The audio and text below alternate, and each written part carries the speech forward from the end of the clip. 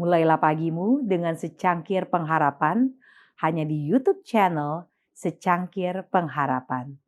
Jangan lupa subscribe dan nyalakan notifikasinya.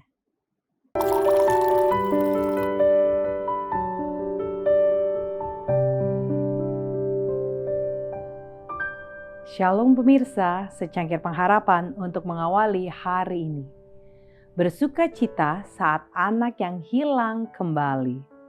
Tetapi ayah itu berkata kepada hamba-hambanya, lekaslah bawa kemari jubah yang terbaik, pakaikanlah itu kepadanya dan kenakanlah cincin pada jarinya dan sepatu pada kakinya.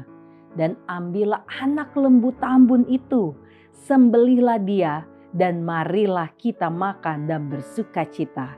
Lukas 15 ayat 22 dan 23. Sedikit saja yang diimpikan anak muda periang dan tidak berakal budi itu ketika ia keluar pintu gerbang rumah ayahnya tentang kerinduan yang terdapat dalam hati ayahnya.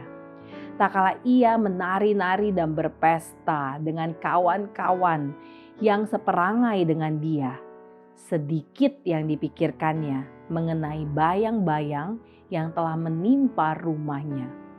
Dan sekarang dengan langkah-langkah yang letih dan penuh derita, ia melanjutkan perjalanannya menuju rumah. Ia tidak tahu bahwa ada seseorang yang memperhatikan kedatangannya. Ketika ia masih jauh, ayahnya telah melihat bayangannya. Kasih dapat melihat jauh. Bahkan kemerosotan dari tahun-tahun dosa anaknya tidak dapat menyelubungi anak itu dari pandangan ayahnya. Ia berlari mendapatkan dia, lalu merangkul dan mencium dia, lama dan lemah lembut. Ayah itu tidak akan membiarkan orang merendahkan dan mengejek kesengsaraan anaknya dan pakaiannya yang compang-camping. Ia menanggalkan jubahnya yang besar dan megah dari badannya sendiri dan mengenakan ke tubuh anaknya yang hina.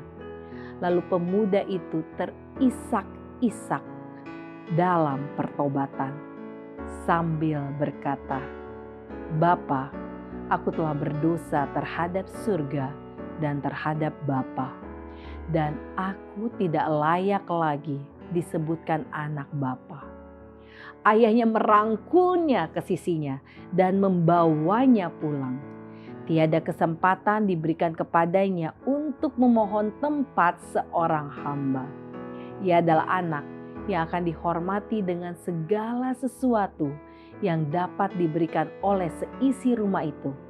Akan dihormati dan dilayani oleh hamba lelaki dan perempuan.